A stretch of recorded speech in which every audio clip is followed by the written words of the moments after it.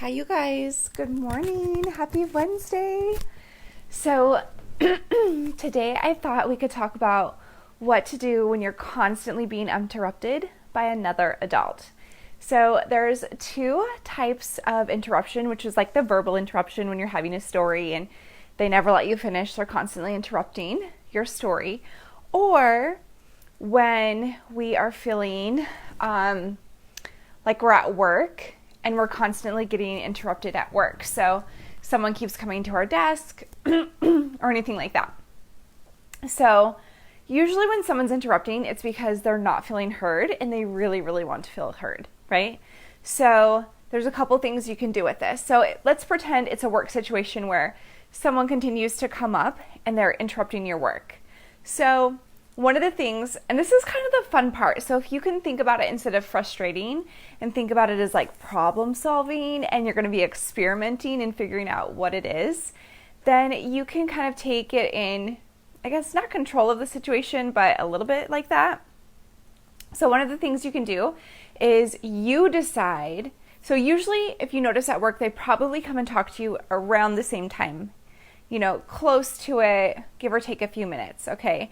So what you could do is beat them to the punch. So you could go to them when you have time before they come to you and see if that kind of shifts them wanting to come to you. And if you also, when you go to them, you make sure to make that time really hyper-focused on them and like, hey, how are you today? What have you been up to? What did you do last night? Whatever it is they normally talk to you about, make sure to go in during that time and really, like I said, hyper-focus it on them and make it about them so that they feel that they got to take some time and feel heard and got to express themselves and got to connect with you. And I think that can make a really big difference. Hey, Michael, how are you? So the other thing I want to talk about then is if somebody is interrupting you when you're just having a conversation with them. A lot of times this can just happen when you're talking with a friend and they get really excited about your story and they want to tell their story, or it can happen when you're in a conflict and you're trying to talk to somebody about something that bothered them. So this also comes up to when you want to feel heard, right? So if you're talking with a friend and you are interrupting a lot, it could be a sign that, or if your friend's interrupting you a lot, it could be a sign that your friend feels like they don't really ever get to share their stories with you, or that maybe you're not really interested in hearing them and they're spending most of their time listening to you. So just take inventory of your conversation. One kind of rule I try to give myself when I'm talking with other people is that I let them do the majority of the talking. And it really is, people love to share stories and talk about themselves. I mean, we all do. We all have had this incredible life and all these stories that we want to share. So we want to have time to be able to share some of our experiences. So in a friendship, it's really important, or any relationship that you have, that you live that kind of give and take of listening. So if I'm with friends, I try to make sure that it's like kind of like 60-40 rule. They're talking 60% of the time, and then maybe I'm 40% of the time. So I notice though, if I'm over talking, if I'm all of a sudden the 60%, I'm probably going to get interrupted more. My friend's starting to lose interest, all of that stuff. So one of the suggestions I'd have for you if you're with a friend and you're just like, or any relationship where they're interrupting you just during fun conversation, try to switch it so that you give them the floor more. Ask them questions, ask them follow-up questions. Give them time to feel that you're interested in what they have to say and that you're really into it and you want to know more. And then they will happily give you space to share yours without interrupting you. Because remember, we want to feel heard, we want to feel like we matter, we want to feel like people are interested in us, especially the people we're investing our time in. Okay, so now if it's somebody when you're having a conflict, they can definitely be interrupting you to defend themselves, right? Because nobody wants to be called out. Nobody likes to be like, oh man, I hurt this person that I care about, or I did something crappy. And this is when it's just really important to not get distracted from what you're trying to say because they're interrupting or defending themselves. And it's also a really great opportunity to practice self-soothing. and just bringing yourself back down instead of being like, oh my gosh, they're interrupting me, I'm trying to say this, right? And getting frustrated with it. It's like, oh yeah, they're uncomfortable with this conversation and they don't want me to think they're a bad guy, right? So it's like, okay, hear them out, let it go, and then you just pick right back up where you started. So that's why I'm a huge fan of I statements, because it kind of lets you know what you want to say and where you're going, so that if they do interrupt to defend themselves or say, hey, you got to hear me first, it lets me just pick right back up and continue going where I wanted to go and be able to get out what I needed to say, even if it takes longer.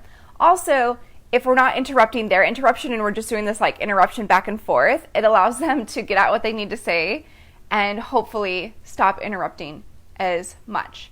So if you're trying these techniques where you're giving them space to actually talk, you're interested in what they have to say, you're trying to hear their perspective, you're talking less, letting them talk more, then what's going to happen is hopefully you see change. Now, if you don't, then that's when you need to set a boundary. And that's when you need to tell them like, hey, I feel really unheard or dismissed or frustrated or disappointed, whatever it is that you feel when they're interrupting you, let them know and say, hey, is there any way that you could not interrupt me? Like what would happen? What would need to happen so that I can share my stories or my feelings without being interrupted?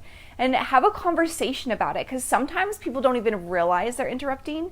We often think that everyone's just walking around so self-aware of everything they're doing, when really people aren't going out to be malicious or be bad guys. They just want to be heard just like you want to be heard. And as an example, I know how frustrating this can be, and setting boundaries don't always work as quickly or as effectively as we want them to, and that's why we just got to keep at it and keep tweaking a little bit to see where we can go in and actually get the results we want. So back way before Keone, I was dating this guy, and it was so funny. Whenever we'd have an argument, we just were the unhealthiest couple. I don't even know. It was such a bad relationship. But anyway, I'd ask him, hey, can you please let me finish what I'm saying? So during an argument, he'd literally get out a piece of paper and like tally mark. He'd put like an S and a G and then tally mark who was interrupting. So he could like literally keep score of who interrupted the most during the conversation. Oh, it was so nuts. Anyway, and that was just infuriating. So don't do that, right? Don't sink down to bring each other down. Do the things that are going to bring your guys' selves up in your conversation. Like elevate your conversation. Let them be heard. And hopefully then they will let you be heard as well. And if you do need help setting a boundary, or you need to figure out how to put your I statement together, and you need someone to help you do that, like let me know. We can definitely play with it, come up with different things and different ideas. One of my favorite things to do is any kind of confrontation in a relationship, I just see as like a problem solving technique. Like in math, I hated the problem solving questions, right? Where it was like the paragraphs and you had to solve all the math. But when it comes to relationships and interacting with people, that is where I'm like, ooh, this is like, if you ever watched House, and how House like figured out all of the medical things as like a puzzle and it was a problem to solve, that's kind of how I see relationships, and I get really excited about it. So if you aren't sure how to set an I statement or how to set a boundary or how to even approach a difficult conversation, let me know, because it's something that I really get excited about to brainstorm with you.